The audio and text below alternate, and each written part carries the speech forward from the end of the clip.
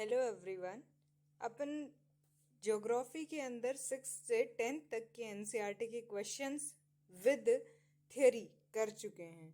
अब आज उसका लगाएंगे एक मिनी टेस्ट, फिर उसके बाद 11th क्लास के एनसीईआरटी स्टार्ट करेंगे। ठीक है, तो आज स्टार्ट करते हैं। इसका फर्स्ट टेस्ट जो है, अपना सिलेबस क्या बताया भाई मैंने, 6 to 10th क्लास के एनसीईआरटी। ठीक है, फर्स्ट क्वेश्चन आता है इसका, निम्नलिखित कथनों पर विचार कीजिए। यह शुष्क बर्फ से लदी एक अत्यंत ठंडी हवा है। इस हवा का तापमान शून्य से नीचे होता है और यह बर्फ के क्रिस्टल और बर्फ की प्रचुर आपूर्ति करती है। निम्न में से भाई ये कथन किससे संबंधित है भाई? ये ठंडी हवा, अत्यंत ठंडी हवा है भाई, जो बिल्कुल बर्फ से लदी है एक टाइप से। तो फिर वो हर्मटन है या ट्रोमोंटेन है या फिर चिनुक है या फिर बर्फीला तूफान है? तो इसमें आंसर ऑप्शन के अंदर ये आंसर बिल्कुल स्पष्ट रूप से दिखता हुआ छुपा है, उसे बोलते हैं भाई बर्फीला तूफान। ठीक है, बाकी क्या क्या होते हैं देख लेते हैं। देखो आंसर इसका डी है, बर्फीला तूफान। इसका सही आंसर है बर्फीला तूफान। अत्यधिक ठंडी तेज गति वाली बर्फीली हवाएं होती हैं। ये भारी हिमपात, कम दृश्यता और शून्य से नीचे के तापमान के लिए जाना जाता है। यह बर्फ की क्रिस्टल और ठंडी हवाओं को लाता है, जो दिए गए कथन से मेल खाता है। हरमटन, ये सहारा रेगिस्तान से चलने वाली शुष्क और गर्म हवा होती हैं। ये सर्दियों में पश्चिम अफ्रीका में चलती हैं, लेकिन इसमें बर्फ नहीं होती है। ट्रोमोंटेन, ये क्या है भाई? यह यूरोप, फ्रांस, इटली, स्पेन में चलने वाली ठंडी शुष्क हवाएं हैं। ये बर्फीली नहीं होती हैं, बल्कि ठंडी और शुष्क जरूर होती हैं भाई। चिनुक, ये गर्म शुष्क हवा होती हैं, जिन्हें स्नो ईटर भी कहते हैं भाई। ये बर्फ को पिघलाने वाली हवा होती है, न कि बर्फीला तूफान। क्लियर? ये कुछ उसमें दिए हुए हैं एनसीईआरटी के अंदर सोर्स। प्रेरी की घास के मैदान अमेरिकी मूल निवासी, जिसे रेड इंडियन कहा जाता है, का निवास स्थल। वे लोग इस महाद्वीप के वास्तविक निवासी थे। प्रेरी अन्य आदिवासियों जैसे अपाची, क्रो, क्री और पोनी के भी निवास स्थल रहे हैं। ये प्रेरी घास के मैदान के बारे में बताया। चिनुक के बारे में बताया कि ये गर्म पवन है जो शीत ऋतु में बहती है तथा कम समय में ही तापमान बढ़ा देती है। तापमान में वृद्धि के कारण बर्फ पिघलने लगती है और यह पशुओं के चरने के लिए चारागाह उपलब्ध हो जाता है। ठीक है भाई, ये चिनुक के बारे में बताना चाह रहे थे। ठीक है, नेक्स्ट क्वेश्चन की तरफ बढ़ते हैं। ये इंग्लिश में ही है क्या क्वेश्चन, हिंदी में नहीं है क्या?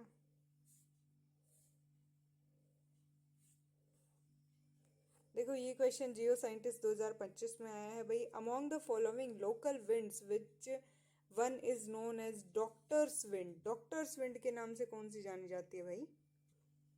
भाई डॉक्टर्स विंड के नाम से जाना जाता है हरमनटन को। ठीक है, देखते हैं इसके बारे में। इसका आंसर सी है, the local wind known as doctors wind is harmattan. ठीक है, हरमटन। ओके, देखो ये कौन कौन सी हॉट हैं, कोल्ड हैं विंड्स जो हैं, ये थोड़ा देख लेना। सारे के सारे यहाँ पे दिए हुए हैं, रोक के आराम से पढ़ लेना इनको। नेक्स्ट क्वेश्चन आता है, in which among the following atmospheric layers the temperature increase with height. तो ऐसा मेसोस्फियर एंड थर्मोस्फियर में होता है या फिर स्ट्रेटोस्फियर मेसोस्फियर में, या स्ट्रेटोस्फियर और थर्मोस्फियर में, या ट्रोपोस्फियर और मेसोस्फियर में? आई थिंक स्ट्रेटोस्फियर से एंड थर्मोस्फियर में। तो इसका आंसर जाएगा सी। देखो पढ़ते हैं इसके बारे में। विभिन्न प्रकार की वायुमंडलीय परतों में तापमान भिन्नता का विश्लेषण करें। क्षोभ मंडल, ऊंचाई के साथ तापमान घटता है वही। समताप मंडल में ओजोन परत द्वारा पराबैंगनी विकिरणों के अवशोषण के कारण ऊंचाई के साथ तापमान बढ़ता है। मध्य मंडल, ऊंचाई के साथ तापमान घटता है। और थर्मोस्फियर तापमंडल, सौर विकिरण के अवशोषण के कारण ऊंचाई के साथ तापमान बढ़ता है। तो भाई समताप मंडल और तापमंडल, इन दोनों में ऊंचाई के साथ तापमान बढ़ता है, बाकी सब मंडलों में क्या है, ऊंचाई के साथ तापमान घटता है। क्लियर? ये इस तरीके से इन मंडलों की स्थिति है भाई। नीचे क्षोभ सीमा, फिर समताप मंडल, फिर समताप सीमा, मध्य मंडल, मध्य सीमा, बाह्य मंडल और बहिर्मंडल। ठीक है, नेक्स्ट क्वेश्चन पढ़ते हैं। Which one among the following river is a tributary of river Hooghly? Tributary of Hooghly, Hooghly river की कौन सी भाई है भाई ट्रिब्यूटरी? पद्मा, जमुना या मेघना? ये तो गंगा और ब्रह्मपुत्र आपस में मिलती हैं तब उनके नाम है। दामोदर ही है भाई इसका आंसर सी जाना चाहिए। तो the Damodar river is a tributary of the Hooghly river. The Damodar river flows through the states of Jharkhand and West Bengal in India. ठीक है, ये पूरा का पूरा गंगा रिवर सिस्टम दे रखा है। यमुनोत्री से यमुना निकलती है, गंगोत्री से भागीरथी निकलती है, और केदारनाथ से मंदाकिनी निकलती है, बद्रीनाथ से धौली, और ये विष्णुप्रयाग में धौली गंगा मिलती है। बद्रीनाथ से अलकनंदा जो निकलती है उससे धौली गंगा कहाँ मिलती है भाई? विष्णुप्रयाग में। नंदाकिनी कहाँ मिलती है? नंदप्रयाग में अलकनंदा से। पिंडार गंगा कहाँ मिलती है भाई? कर्णप्रयाग में अलकनंदा से। और रुद्रप्रयाग में कौन मिलती है भाई? मंदाकिनी आके मिलती है। और भागीरथी जब आके मिलती है देवप्रयाग में तो बन जाती है गंगा। अब इसके लेफ्ट और राइट में देख लो भाई, लेफ्ट साइड कौन कौन सी हैं? रामगंगा, गोमती, घाघरा, गंडक, कोशी, महानंदा, यमुना। ये सारी की सारी नदियाँ, सॉरी जमुना, ये सारी नदियाँ कहाँ से आ रही हैं भाई? लेफ्ट साइड से। राइट साइड से कौन सी आ रही है भाई? यमुना आ रही है। यमुना की सहायक नदियाँ कौन कौन सी हैं? चंबल, सिंध, बेतवा, केन। और इधर से गंगा की राइट साइड से एक सोन नदी भी आके मिलती है और हुगली भी मिलती है। और हुगली की सहायक नदी होती है भाई दामोदर। और ये गंगा जो है ये आगे बांग्लादेश में जाकर पद्मा कहलाएगी, फिर वो आपस में मिल जाएंगी और ये मेघना कहलाएंगी। ठीक है भाई। छोटा नागपुर पठार के पूर्वी किनारे पर दामोदर नदी बहती है और भ्रंश घाटी से होती हुई हुगली नदी में गिरती है। बराकर इसकी एक मुख्य सहायक नदी है। कभी बंगाल का शोक कही जाने वाली इस नदी को दामोदर घाटी कॉरपोरेशन नामक एक बहुउद्देशीय परियोजना ने वश में कर लिया है। ठीक है भाई। नेक्स्ट क्वेश्चन आता है, निम्नलिखित में से कौन सा शब्द नेफनालिसिस से संबंधित है भाई? एल्बेडो विश्लेषण, क्लाउड विश्लेषण, या पानी में प्रदूषण के स्तर का विश्लेषण, या मिट्टी में नाइट्रोजन के स्तर का विश्लेषण? तो नेफनालिसिस, आइडिया लगाओ क्या हो सकता है भाई? इसका आंसर बी है, क्लाउड विश्लेषण होता है नेफनालिसिस। नेफनालिसिस से तात्पर्य मौसम संबंधी आंकड़ों के विश्लेषण से, जिससे बादलों की स्थिति का मानचित्र या चार्ट बनाया जाता है, जिसे नेफ चार्ट के रूप में भी जाना जाता है, जो बादलों और वर्षा के प्रकार, मात्रा और ऊंचाई पर ध्यान केंद्रित करता है। ठीक है, नेक्स्ट क्वेश्चन आता है भाई, पायरेनीज या पिरेनीज पर्वत निम्नलिखित किन दो देशों के बीच प्राकृतिक सीमा बनाते हैं? तो भाई जर्मनी या स्विट्जरलैंड, नॉर्वे या स्वीडन, या फिर हंगरी या रोमानिया, या स्पेन या फ्रांस? तो ये पिरेनीज जो पर्वत है ये बनाता है स्पेन और फ्रांस के बीच में प्राकृतिक सीमा। क्लियर? देखो यहाँ पे स्पेन है और यहाँ पे फ्रांस है और ये बीच में क्या है? पायरेनीज पर्वत। ठीक है, तो इन दोनों के बीच में सीमा बनाता है, तो ध्यान रखना इस चीज का। नेक्स्ट क्वेश्चन है, भारत की कपास वाली काली मृदा ब्लैक कॉटन सॉइल के संदर्भ में निम्नलिखित में से कौन सा कथन सही नहीं है? कपास वाली मृदा को रेगड़ भी कहा जाता है, ये बात तो सही है। वे उच्च नमी धारण करती हैं, ये बात भी सही है। चूना प्रचुर मात्रा में मिलता है, ये गलत है। इन मृदाओं में मृत्तिका घटक कम होता है और इसलिए इनमें व्यापक प्रकार की फसलें और सब्जियां उगाई जा सकती हैं। तो ये स्टेटमेंट तो शायद थोड़ा सही है। आई थिंक ये चूना पत्थर वाला मैंने कभी सुना नहीं। नहीं यार, चूना वाला सही है, डी है, डी आंसर है। पढ़ते हैं इसके बारे में, अभी पढ़ेंगे, ढंग से याद करेंगे ताकि पेपर में ना भूलें। यहाँ पे गलतियाँ कर लें कोई दिक्कत नहीं है। इन मृदाओं का रंग काला है, इन्हें रेगर मृदाएं भी कहा जाता है। काली मृदा कपास की खेती के लिए उचित समझी जाती है। काली कपास मृदा के नाम से भी जाना जाता है। ये माना जाता है कि जलवायु और जनक सेलों ने काली मृदा के बनने में महत्वपूर्ण योगदान दिया है। इस प्रकार की मृदाएं दक्कन पठार बेसाल्ट क्षेत्र के उत्तरी पश्चिमी भागों में पाई जाती है और लावा जनक सेलों से बनी हुई हैं। ये मृदाएं महाराष्ट्र, सौराष्ट्र, मालवा, मध्य प्रदेश, छत्तीसगढ़ के पठार पर पाई जाती हैं। दक्षिणी पूर्वी दिशा में गोदावरी और कृष्णा नदी की घाटियों तक फैली हुई हैं। काली मृदा बहुत महीन कणों वाली मृत्तिका से बनी है। इनके नमी धारण करने की क्षमता बहुत अधिक है। इसके अलावा ये मृदाएं कैल्शियम कार्बोनेट, मैग्नीशियम, पोटास व चूने जैसे पौष्टिक तत्वों से परिपूर्ण होती हैं, परंतु इनमें फास्फोरस की मात्रा कम होती है। गर्म और शुष्क मौसम में इन मृदाओं में गहरी दरारें पड़ जाती हैं, जिनसे इनमें अच्छी तरह वायु मिश्रण हो जाता है। गीली होने पर ये मृदाएं चिपचिपी हो जाती हैं और इनको जोतना मुश्किल होता है, इसलिए इसकी जुताई मौसम प्रारंभ होने की पहली बौछार से शुरू कर दी जाती है। क्लियर। नेक्स्ट क्वेश्चन देखते हैं। निम्नलिखित सूची फर्स्ट को सूची सेकंड से मिलाइए भाई।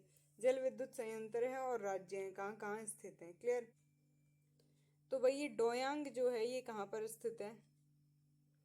गोमुटी, कपिली और रांगा नदी ये दे रखे हैं।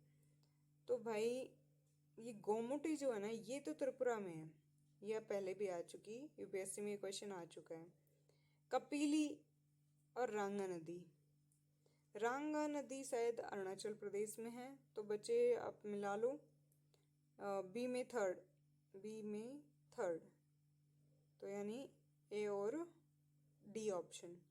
और डोयांग क्या बोलते हैं, डी में 1, तो ये आंसर गया फर्स्ट।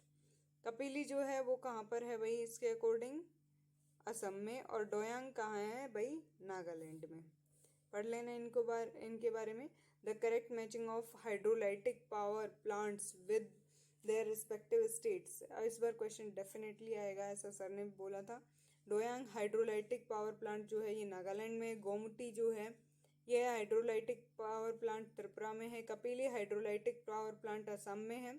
और रांगा नदी hydrolytic power plant Arunachal Pradesh में है।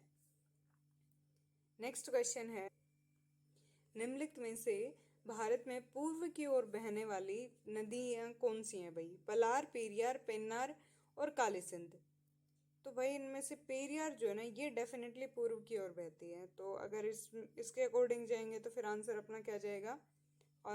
सीधा ही अपना 2 और 4 आ रहा है, यानी पेरियार और काली नदी जो है ये पूर्व की ओर बहती हैं। पढ़ लेंगे थोड़ा सा इसको।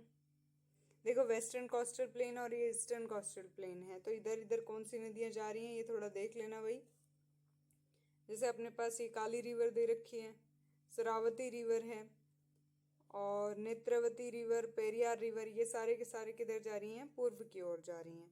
बाकी जो नदियां हैं वो किधर जा रही हैं भाई? ये गोदावरी, कृष्णा, पेन्नार, कावेरी, ये सारी किधर जा रही हैं भाई? पश्चिम की ओर जा रही हैं। ठीक है, एक सेकंड भाई इसका आंसर ना उल्टा बोल दिया, पूर्व की ओर बहना। यार कैसे मिस्टेक कर सकती हूँ इतनी बड़ी। देखो इधर पश्चिम की तरफ बहने वाली नदियों के बारे में देख लिया अपन ने। काली नदी जो है और पेरियार जो है ये पश्चिम की ओर बहती हैं। पूर्व की ओर पेन्नार और पल्लार बहती हैं। ठीक है, अभी समझाने में देखो मिस्टेक करी है, तो थोड़ा ध्यान रखना भाई। पूर्व की ओर कौन सी बह रही है यहाँ पर? पेन्नार और पल्लार। तो फिर आंसर क्या जाएगा अपना? 1 और 3 जाएगा। ठीक है, थोड़ा इनको देख लेना यार। ये ईस्टर्न यानी पूर्वी घाट हो गया और ये पश्चिमी घाट। यार बेवकूफ़ी इतनी बड़ी कभी नहीं करनी चाहिए। नेक्स्ट क्वेश्चन है, भारत के निम्नलिखित में से किस राज्य में सूर्य की किरणें लंब नहीं होती हैं? मतलब नेवर परपेंडिकुलर, मतलब परपेंडिकुलर नहीं होती हैं। तो बिहार, छत्तीसगढ़, मणिपुर और राजस्थान। तो भाई ये तो कर्क रेखा पर मिलता है राजस्थान, तो बिहार और मणिपुर जो हैं ये नहीं मिलते। तो 1 और 3 जो ये हैं इन पर लंबवत नहीं आती हैं। 1 और 3 आंसर जाना चाहिए बी। पढ़ते हैं इसके बारे में। 1 और 3 आंसर जो है ये सही है। बिहार और मणिपुर में सूर्य की किरणें कभी भी लंबवत नहीं होती हैं। ऐसा इसलिए है क्योंकि ये राज्य कर्क रेखा के उत्तर में स्थित हैं। कर्क रेखा गुजरात, राजस्थान, मध्य प्रदेश, छत्तीसगढ़, झारखंड, पश्चिम बंगाल, त्रिपुरा, मिजोरम से होकर गुजरती हैं। इस रेखा के ऊपर स्थित क्षेत्र जैसे बिहार, मणिपुर में सूर्य कभी भी सीधे सिर के ऊपर नहीं होता है। ठीक है, नेक्स्ट आता है अयनांत। एक ऐसी घटना है जो तब घटित होती है जब सूर्य सर्वाधिक उत्तर या सर्वाधिक दक्षिण दिशा में पहुंचता हुआ प्रतीत होता है। इसके संबंध में निम्नलिखित कथनों में से कौन से कथन सही हैं? तो भाई फर्स्ट है दक्षिण अयनांत यानी विंटर सॉल्स्टाइस 21 जून को उत्तरी और दक्षिणी गोलार्ध में दोनों में घटित होता है। दक्षिणी अयनांत 21 दिसंबर को उत्तरी व दक्षिणी गोलार्ध दोनों में घटित होता है। उत्तरी अयनांत 21 जून को उत्तरी गोलार्ध में और 21 दिसंबर को दक्षिणी गोलार्ध में घटित होता है। उत्तरी अयनांत 21 दिसंबर को उत्तरी गोलार्ध में और 21 जून को दक्षिणी गोलार्ध में घटित होता है। तो यार ये थोड़ी सी ना उल्टा सीन कर दिया, हिंदी थोड़ी कम समझ आ रही है, बट इसका समर सोलेस्टिक ये तो ठीक है भाई, 21 जून को और 21 दिसंबर को दक्षिणी गोलार्ध में घटित होता है, ये बात बिल्कुल सही है। सी स्टेटमेंट इसका सही है भाई, इसके बारे में अपन पहले भी देख चुके हैं भाई। 21 मार्च की घटना है, 22 दिसंबर की और 21 सितंबर को उत्तरी अयनांत 21 जून को। इस टाइम कहाँ कहाँ पृथ्वी की स्थिति रहती है और उसके दक्षिणी उत्तरी गोलार्ध में क्या क्या परिवर्तन होते हैं सूर्य की उपस्थिति की और अनुपस्थिति के कारण। ठीक है, थोड़ा ये देख लेना। नेक्स्ट क्वेश्चन आता है, निम्नलिखित कथनों पर विचार कीजिए। भूकंप इक्वेटर पर क्षोभ मंडल की मोटाई ध्रुवों की तुलना में अधिक होती। यार यार क्या स्टेटमेंट पड़ा है, भूमध्य रेखा है ये, भूकंप कहाँ से आ गया। भूमध्य रेखा पर क्षोभ मंडल की मोटाई ध्रुवों की तुलना में अधिक होती है, ऑब्वियसली होती है। सेकंड स्टेटमेंट है, भूमध्य रेखा पर प्रबल संवहनी धाराओं द्वारा ऊष्मा को अधिक ऊंचाई तक ले जाया जाता है, ये स्टेटमेंट भी सही है। तो दोनों स्टेटमेंट सही है और इसकी व्याख्या भी कर रहा है भाई, तो इसका आंसर जाएगा ए। देखो, क्षोभ मंडल वायुमंडल का सबसे नीचे का संस्तर है, इसकी ऊंचाई सतह से लगभग 13 किलोमीटर है। ये ध्रुव के निकट 8 किलोमीटर और विषुवत वृत्त पर 18 किलोमीटर की ऊंचाई तक है। क्षोभ मंडल की मोटाई विषुवत वृत्त पर सबसे अधिक है, क्योंकि तेज वायु प्रवाह के कारण ताप का अधिक ऊंचाई तक संवहन किया जाता है। इस संस्तर में मूल कण और जलवाष्प मौजूद होते हैं। मौसम में परिवर्तन इसी संस्तर में होता है। इस संस्तर में प्रत्येक 165 मीटर की ऊंचाई पर तापमान 1 डिग्री सेंटीग्रेड घटता है। जैविक क्रिया के लिए यह महत्वपूर्ण संस्तर है। अतः फर्स्ट और सेकंड स्टेटमेंट दोनों ही सही हैं और सेकंड फर्स्ट की व्याख्या करता है। नेक्स्ट क्वेश्चन है, ध्रुवीय ज्योति के संबंध में निम्नलिखित में से कौन सा कथन सही है भाई। सौर पवन पृथ्वी के वायुमंडल में पहुंचने के पश्चात दोनों चुंबकीय ध्रुवों की ओर निर्देशित हो जाते हैं और रंगीन प्रकाश का प्रदर्शन रात्रि को आकाश में दिखाई देता है। ये कण वायुमंडल की विभिन्न गैसों से अन्योन्य क्रिया करते हैं और प्रत्येक गैस एक विशेष रंग से उद्दीप्त होती है। दोनों स्टेटमेंट सही सही लग रहे हैं। अप्रैल 2023 में लद्दाख के हानले स्थित भारतीय खगोलीय वेधशाला द्वारा भारत में रात्रि के आकाश में ध्रुवीय ज्योति का चित्र लिया गया। तो ये स्टेटमेंट यार तीनों ही सही हैं भाई। पढ़ते हैं इसके बारे में। फर्स्ट स्टेटमेंट सही है, क्योंकि सौर पवन में मौजूद आवेशित कण जब पृथ्वी के चुंबकीय क्षेत्र से टकराते हैं तो वे चुंबकीय ध्रुवों की ओर निर्देशित होते हैं और यह कण वायुमंडल में गैसों से टकराकर रंगीन प्रकाश उत्पन्न करते हैं, जिसे रात के समय ध्रुवीय ज्योति के रूप में देखा जाता है। सेकंड स्टेटमेंट भी सही है, क्योंकि वायुमंडल में उपस्थित विभिन्न गैसें सौर पवन के कणों के साथ प्रतिक्रिया करके भिन्न भिन्न रंगों में चमकती हैं। ऑक्सीजन जो है हरा और लाल रंग प्रदर्शित करती हैं, नाइट्रोजन नीला और बैंगनी। थर्ड स्टेटमेंट सही है, क्योंकि अप्रैल 2023 में भारत के लद्दाख के हानले में स्थित भारतीय खगोलीय वेधशाला ने भारत में ध्रुवीय ज्योति को रिकॉर्ड किया है। क्लियर। नेक्स्ट क्वेश्चन की तरफ बढ़ते हैं। निम्नलिखित में से कौन सा सूर्य ताप में होने वाली भिन्नता का कारक नहीं है भाई। पृथ्वी का अपने अक्ष पर घूमना, सूर्य की किरणों का नतिकोण या फिर दिन की अवधि या फिर पृथ्वी की सतह पर वनस्पति आवरण। तो सूर्य तप से होने वाली भिन्नता का कारक नहीं है, तो ये कारक तो यही नहीं है, बाकी सब तो डिपेंडेंट है भाई। पृथ्वी की सतह पर वनस्पति का आवरण। पढ़ते हैं इसके बारे में। सूर्य तप यानी इंसुलेशन की भिन्नता को प्रभावित करने वाले कारक। फर्स्ट है भाई पृथ्वी का अपने अक्ष पर घूमना दिन रात की अवधि और सूर्य के प्रकाश की मात्रा को प्रभावित करता है। सूर्य की किरणों का नतिकोण एंगल ऑफ इंक्लिनेशन सूर्य के प्रकाश की तीव्रता को प्रभावित करता है। दिन की अवधि, अधिक समय तक सूर्य की रोशनी मिलने से अधिक सूर्य ताप उत्पन्न होता है। और वनस्पति आवरण सूर्य ताप की भिन्नता का प्रत्यक्ष कारण नहीं है, ये सिर्फ ग्रहण की गई और परावर्तित ऊर्जा को प्रभावित करता है, लेकिन वे खुद सूर्य ताप की मात्रा को नहीं बदलता है। तो आंसर क्या जाएगा भाई, डी जाएगा। ठीक है, नेक्स्ट क्वेश्चन देखते हैं। दी गई नदियों के संबंध में निम्नलिखित में से कौन सा स्टेटमेंट सही है भाई। ये सांगपो भारत में दिहांग के नाम से प्रवेश करती है, ये बात तो बिल्कुल सही है। गोदावरी का दूसरा सबसे बड़ा नदी बेसिन है जिसमें भारत के क्षेत्रफल का लगभग 10% शामिल है। गोदावरी का दूसरा सबसे बड़ा नदी, हाँ भाई, सबसे बड़ा पहले गंगा का, फिर उसके बाद गोदावरी का है। ये स्टेटमेंट भी सही है।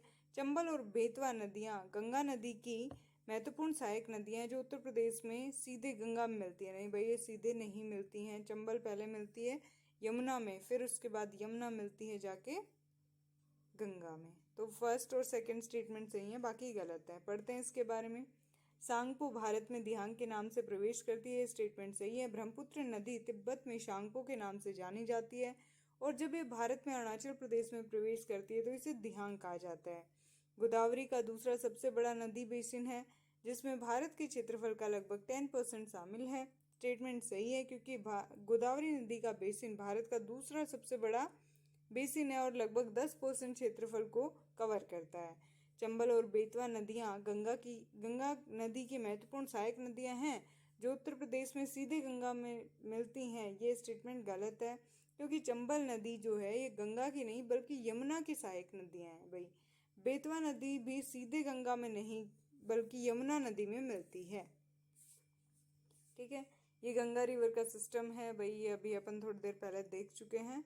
यहाँ पे अभी अपन को सिर्फ इतना देखना है कि ये जो ऊपर से यमुना आ रही है यमुनोत्री से, इसमें चंबल नदी मिल रही है, सिंध नदी मिल रही है, बेतवा और केन मिल रही है और ये लास्ट में जाकर किस में मिल रही है भाई, गंगा के अंदर। ठीक है, नेक्स्ट क्वेश्चन है भाई, दुर्बलता मंडल एस्थेनोस्फीयर के संबंध में निम्नलिखित कथनों पर विचार कीजिए। यह निम्न पर्पटी लोअर क्रस्ट से लेकर ऊपरी प्रावार अपर मेंटल तक फैला हुआ है, ये स्टेटमेंट तो सही है।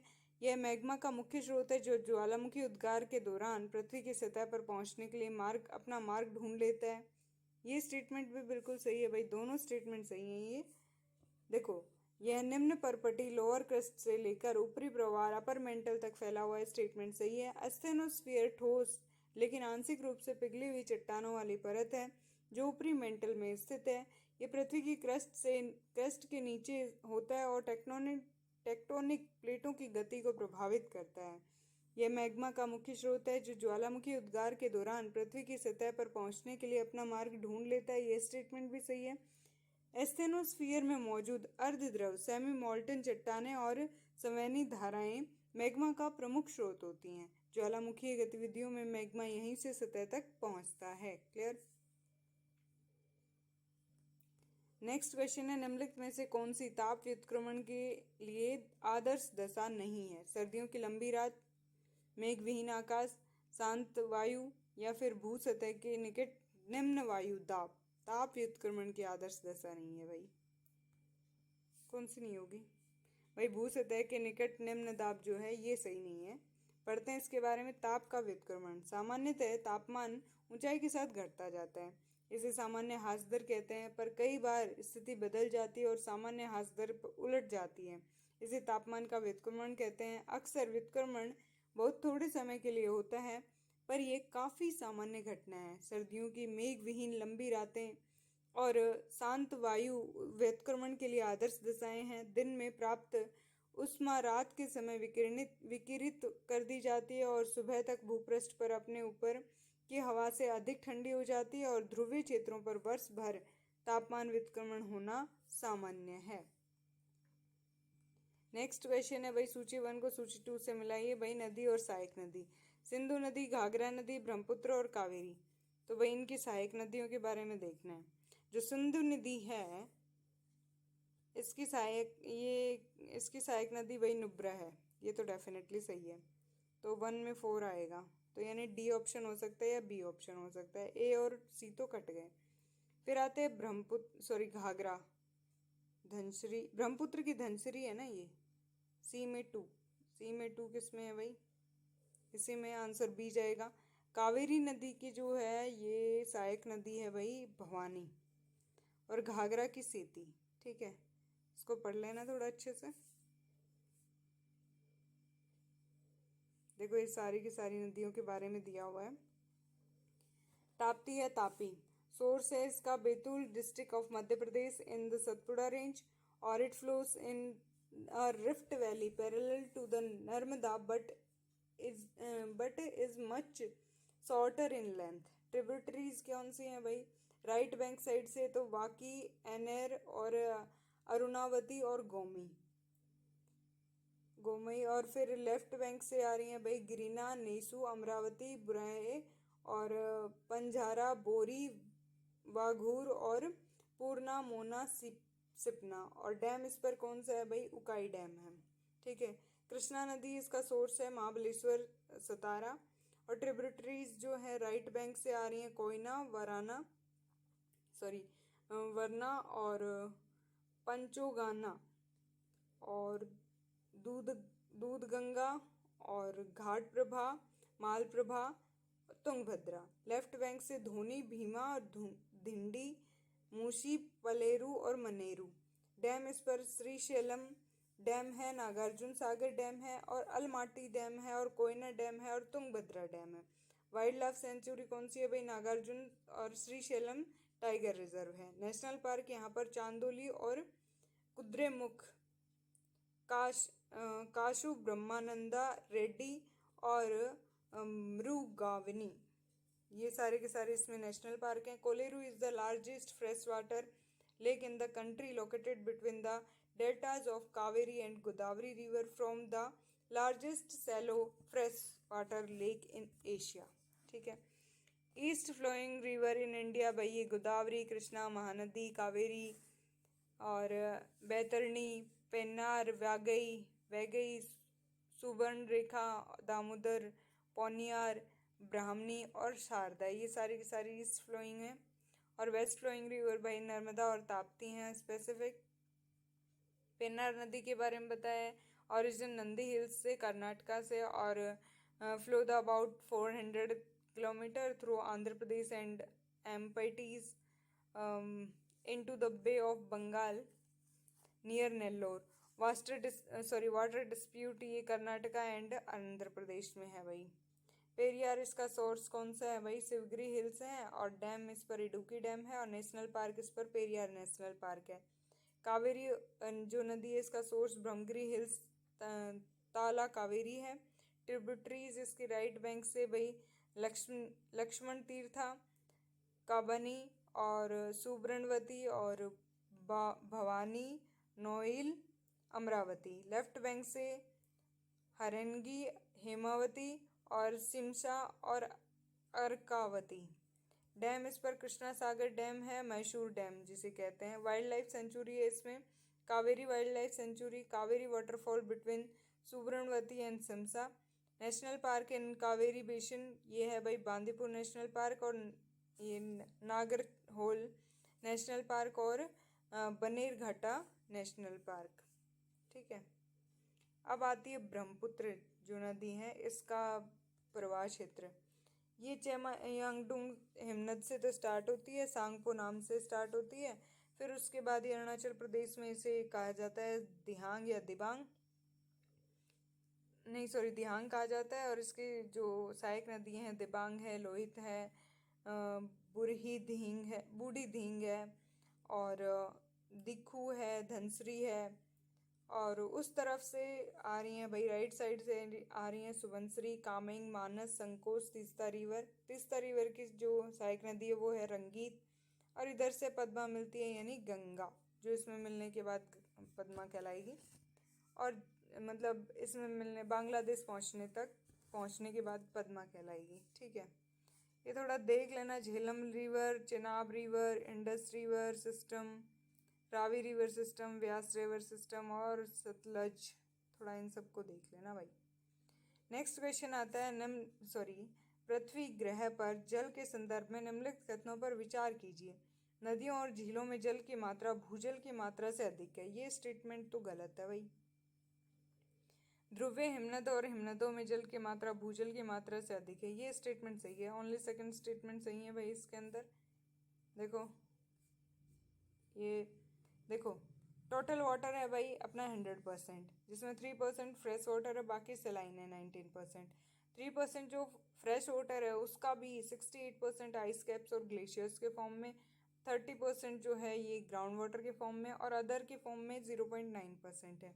अब 0.9 का भी लेक है 87% और स्वैम्प्स में 11% और रिवर में 2% है। ठीक है, थोड़ा ध्यान रखना, कई बार ये पूछा गया है ये क्वेश्चन। नेक्स्ट क्वेश्चन है, निम्नलिखित में से किस राज्य में रूपकुंड झील स्थित है? तो रूपकुंड कहाँ स्थित है भाई? ये उत्तराखंड में स्थित है, शायद करंट में चल रही है, ये उत्तराखंड में स्थित है। पढ़ते हैं इसके बारे में। रूपकुंड झील के बारे में। उत्पत्ति इसकी भारत के उत्तराखंड गढ़वाल हिमालय में माउंट त्रिशूल के आधार पर 5029 मीटर की ऊंचाई पर एक हिमनद झील है। नदी का जल। रूपकुंड झील एक पेरीग्लेशियल झील है जो मुख्य रूप से आसपास पिघलती हुई बर्फ और ग्लेशियरों से जल प्राप्त करती है। भौगोलिक स्थिति। उत्तराखंड के चमोली जिले में स्थित नंदा देवी राष्ट्रीय उद्यान का हिस्सा है। रूपकुंड नंदा देवी के लिए एक लोकप्रिय तीर्थ यात्रा मार्ग स्थित है। ऐतिहासिक रहस्य। इस झील में 850 ईस्वी के मानव कंकाल मिले हैं और डीएनए अध्ययन से पता चलता है कि दो अलग अलग समूहों के लोग जो संभवतः तीर्थयात्री या ओलावृष्टि में मारे गए थे। वर्तमान मुद्रा भाई, जलवायु परिवर्तन के कारण झील सिकुड़ रही है और वर्षा पैटर्न में बदलाव और हिमोड सरकंडों में गाद के जमाव में वृद्धि के कारण इसकी गहराई और क्षेत्रफल कम हो रहा है, जिससे झील के पारिस्थितिक तंत्र और सांस्कृतिक महत्व दोनों पर प्रभाव पड़ रहा है। ठीक है, नेक्स्ट क्वेश्चन आता है, संघाई सहयोग संगठन एससीओ के संबंध में निम्नलिखित में से कौन सा स्टेटमेंट सही है? एससीओ की आधिकारिक भाषाएं रूसी और चीनी है। एससीओ को संयुक्त राष्ट्र महासभा में प्रेक्षक का दर्जा है और एससीओ के 13 सदस्य देश शामिल हैं। तो आई थिंक मैं मानती हूँ इसमें सेकंड और थर्ड हो सकता है सही, क्योंकि स्पेसिफिक भाषा का जिक्र थोड़े हो। नहीं यार भाई, इसमें फर्स्ट और सेकंड सही है, थर्ड गलत है। पढ़ते हैं इसके बारे में। संघाई सहयोग संगठन एससीओ। एससीओ की उत्पत्ति 1996 के में गठित संघाई 5 में हुई थी, जिसमें चीन, रूस, कजाकिस्तान, किर्गिस्तान और ताजिकिस्तान शामिल हैं। एससीओ की स्थापना 2001 में संघाई में हुई, जिसमें उज्बेकिस्तान को छठे सदस्य के रूप में जोड़ा गया। एससीओ राजनीति और व्यापार, अर्थव्यवस्था, अनुसंधान और प्रौद्योगिकी एवं संस्कृति में प्रभावी सहयोग को बढ़ावा देने के लिए एक स्थायी अंतर सरकारी अंतर्राष्ट्रीय संगठन है। यह एक राजनीतिक, आर्थिक और सैन्य संगठन है जिसका लक्ष्य क्षेत्र में शांति, सुरक्षा और स्थिरता बनाए रखना है। एससीओ चार्टर पर 2002 में हस्ताक्षर किए गए थे और 2003 में लागू हुआ था। इस समूह का विस्तार 2017 में किया गया, जब भारत और पाकिस्तान इसके सदस्य बने। ईरान 2023 में इसमें शामिल हुआ। बेलारूस 10वां इसमें नया सदस्य है। एससीओ सचिवालय इसका बीजिंग में है। The SCO has been an observer in UN General Assembly since December 2, 2004. Russian and Chinese are the SCO's official working language. Okay. तो भारत और पाकिस्तान 2017 में इसके सदस्य देश बने थे, ध्यान रखना। नेक्स्ट क्वेश्चन आता है, महत्वपूर्ण पत्तनों से संबंध। परिवहन कार्यों के संबंध में निम्नलिखित कथनों पर विचार कीजिए। Singapore port of call and entrepot दोनों के रूप में कार्य करता है। भारत में कारावार नौसैनिक पतन का एक उदाहरण है। ये स्टेटमेंट तो सही है, सेकंड स्टेटमेंट सही है, तो आंसर ऑब्वियसली अपना डी चला जाएगा। इंग्लैंड में डोवर और आउटपोर्ट का एक उदाहरण है। इंग्लैंड में डोवर आउटपोर्ट का एक उदाहरण है। नहीं, ये स्टेटमेंट गलत है। पढ़ते हैं इसके बारे में। सिंगापुर एक बंदरगाह और एक व्यापारिक केंद्र दोनों के रूप में कार्य करता है। एक बंदरगाह के रूप में सिंगापुर ईंधन भरने और रखरखाव जैसी सेवाएं प्रदान करता है। एक व्यापारिक केंद्र के रूप में यह एक ऐसा स्थान है जहां माल का आयात, भंडारण और पुनः निर्यात किया जाता है। सेकंड स्टेटमेंट है, भारत में कारावार एक नौसैनिक बंदरगाह है। कारवार एक प्राकृतिक बंदरगाह वाला तटीय शहर है और यहीं पर भारतीय नौसेना का INS कदम्बा नौसैनिक अड्डा स्थित है। इंग्लैंड में डोवर को प्राथमिक रूप से आउटपोर्ट के रूप में वर्गीकृत नहीं किया गया है। डोवर एक प्रमुख नौका बंदरगाह है और इंग्लैंड और फ्रांस के बीच क्रॉस चैनल यातायात में महत्वपूर्ण भूमिका निभाता है।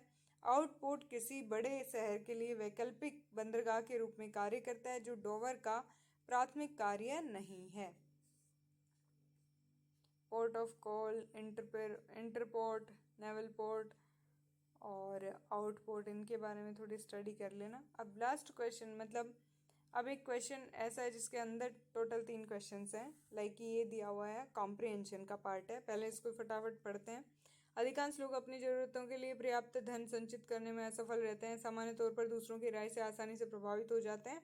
वे अपने सोचने का काम समाचार पत्रों और गपोड़िए पड़ोसियों पर छोड़ देते हैं।